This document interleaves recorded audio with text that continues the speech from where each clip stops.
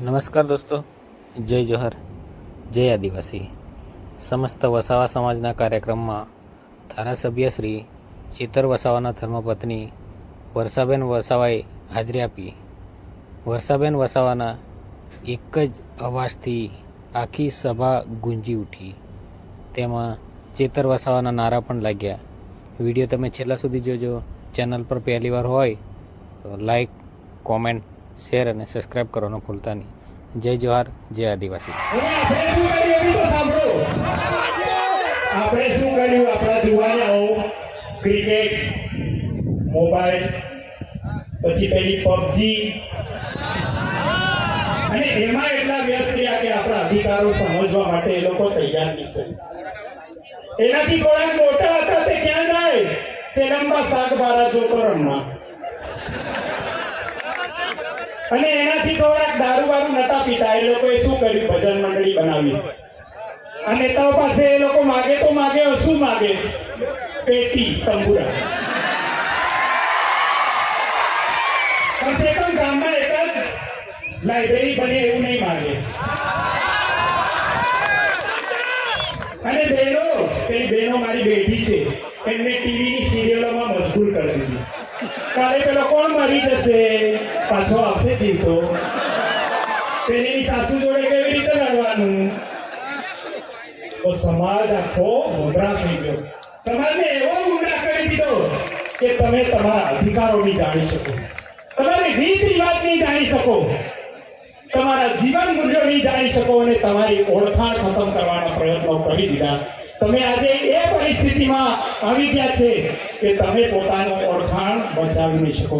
આજે હું પૂછું, તમારા રીત રિવાજ હું, તમારી જન્મ વિધિ હું, મરણ વિધિ હું, કોઈને નહીં ખબર.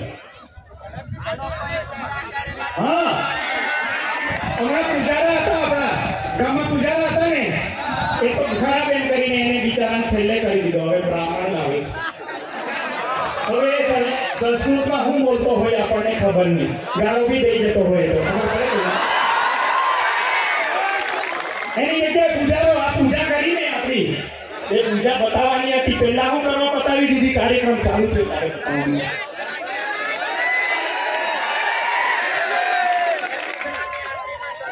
વાત તો વરોને લાગા જો આખી દઈ રહી કાંઈ જ નહીં વિશે કે કમાલ બી નહીં.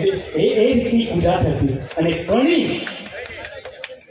આખા વિશ્વમાં આજે આદિવાસીઓ જો કોઈની પૂજા કરતા હોય તે કણી, બીજા કોઈની પૂજા નહીં કરે, કણીની પૂજા કરે. કેમ કે કણી વગર તમારી જીવન નથી. ખાધા વગર જીવો, ખાધા વગર અહીંયા 2 દિવસ આમ બેહી રહો, મને બચાવી લેજે, બચાવી લેજે. આવે બચાવવા કોઈ ના આવે ને. ઓક્સિજન વગર જીવો, 2 મિનિટ નાક દબાવી રાખો. એ ઓક્સિજન કોણ આપે છે? ઝાડ આપે છે. અને એટલા માટે આપણા લોકો ઝાડની પૂજા કરતા, પ્રકૃતિની પૂજા કરતા.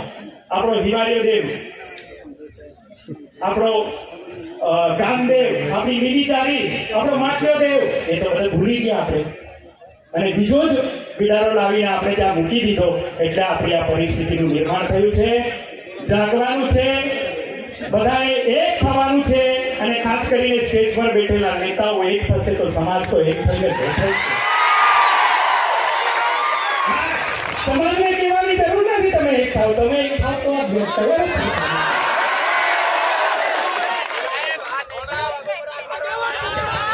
તો સમાજ નહીં કરતા અમે વાત કરીએ એટલે આ લોકોને એવું લાગે છે કે ભાઈ તમને ઉશ્કેરી દીધા. સમાજ આપણો સમાજ શાંતિ પ્રિય, પ્રેમથી રહેવાવાળો, એકબીજાને હળી મળીને રહેવાવાળો સમાજ અને સાથે મળીને રહેવાવાળો સમાજ. ઘર કોઈનું બનાવવું હોય તો સાથે મળીને કરી દેવાવાળો, કોઈનું કંઈક ગામમાં કામ હોય તો સાથે મળીને કામ કરી દેવાવાળો સમાજ. એટલે આપણે ઝઘડો નહીં કરતા. હું યુનોમાં જઈ આવ્યો 2018માં યુનોમાં, અને ત્યાં જઈને જોયું તો ભારતના આદિવાસીઓને સરકારે માન્યતા નથી આપી. આ નેતાઓ ત્યાં પૂછે છે ખરા?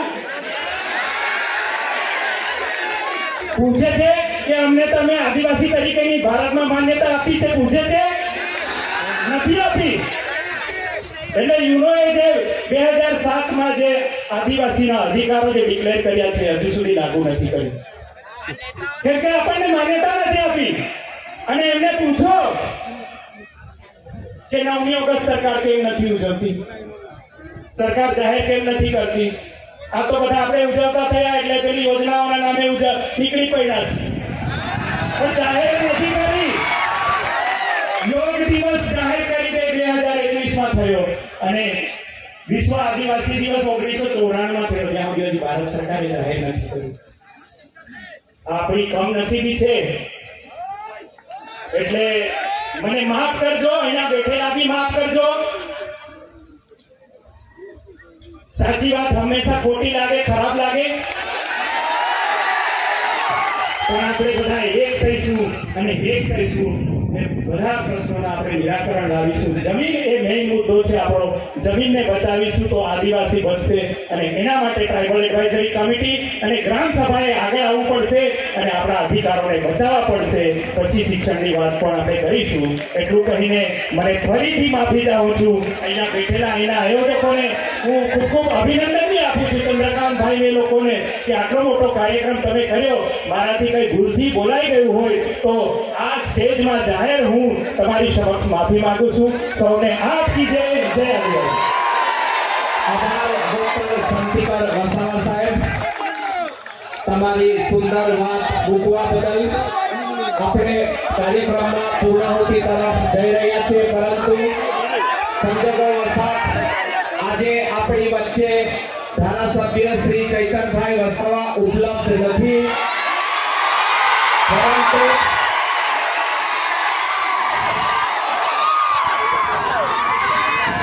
એમના ધર્મપત્ની વર્ષાબેન અહીંયા ઉપલબ્ધ છે. ઉપસ્થિતિને આપણે માન આપીએ છીએ, અને એ સ્ટેજ ઉપર વર્ષાબેન શ્રી ચૈતનભાઈ વસાવાના ધર્મપત્નીને હું આમંત્રણ આપું છું. વર્ષાબેન,